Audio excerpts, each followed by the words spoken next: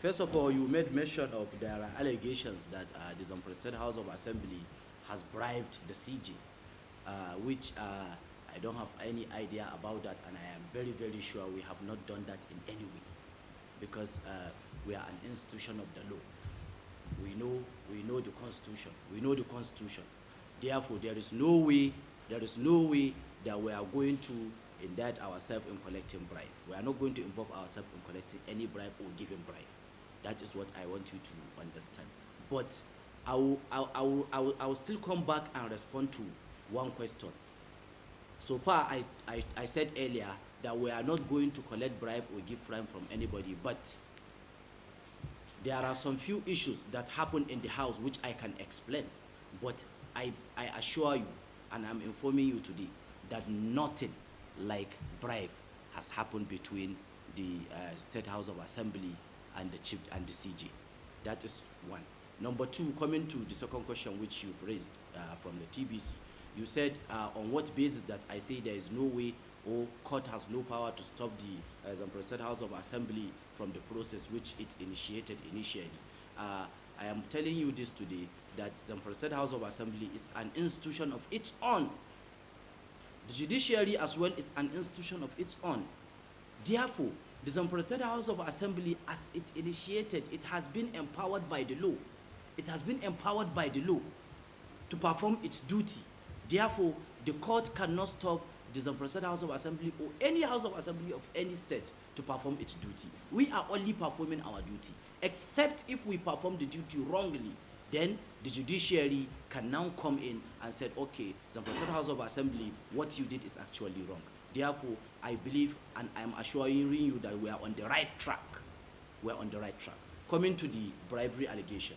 Coming to the bribery allegation, Coming to the bribery allegation.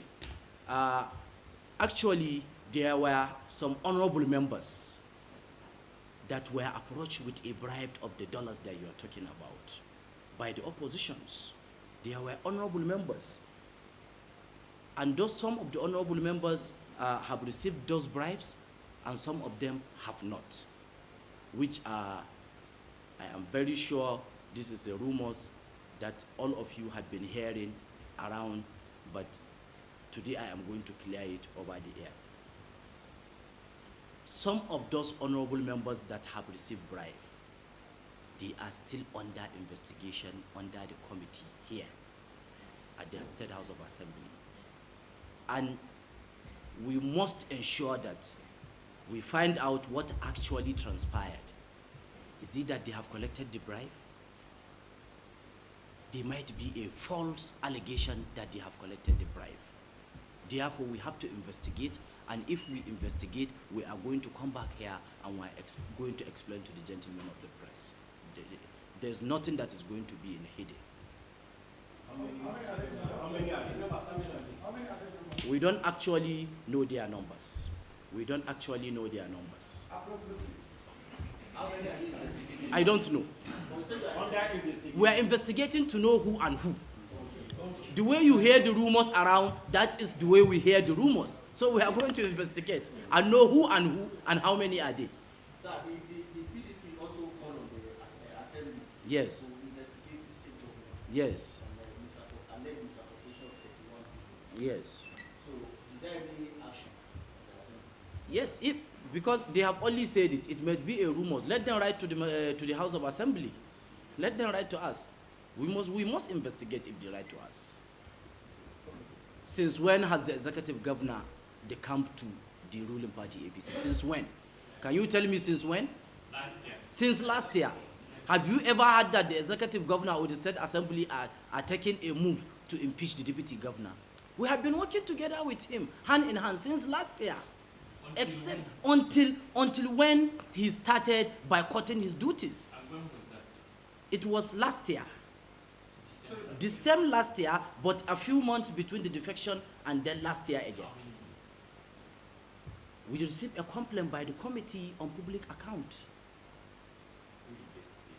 The chairman of the committee and the members of the committee investigated him, and he was indicted. And if we may ask a question, Yes. what prompted the investigation? Actually, he don't perform his duty completely. He don't come to office. Excuse me, he doesn't come to office. Because when you don't come to office and your cash allocation is being given to you, how then do you utilize and use the cash allocations?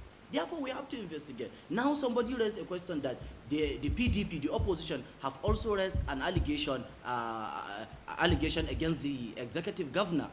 But the executive governor have been in office, he have been performing. Even you, if I ask you to go and investigate the executive governor, because he had been in office, he had been performing his duties. You may hardly find an issue with the office of the executive governor. But the deputy governor, even if you go there to investigate, you will not find him. How can you be paid allocation and you transfer the cash allocation into your personal account? This is government. This is not personal business. That is what I want us to understand. Okay, okay, wait.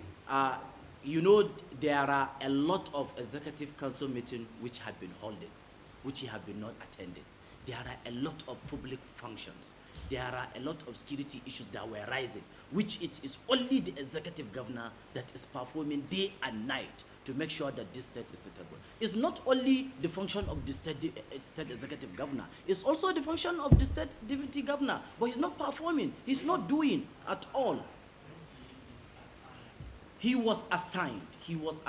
During the course of our investigation and oversight, we observed that he has been assigned, it's just that he is not performing.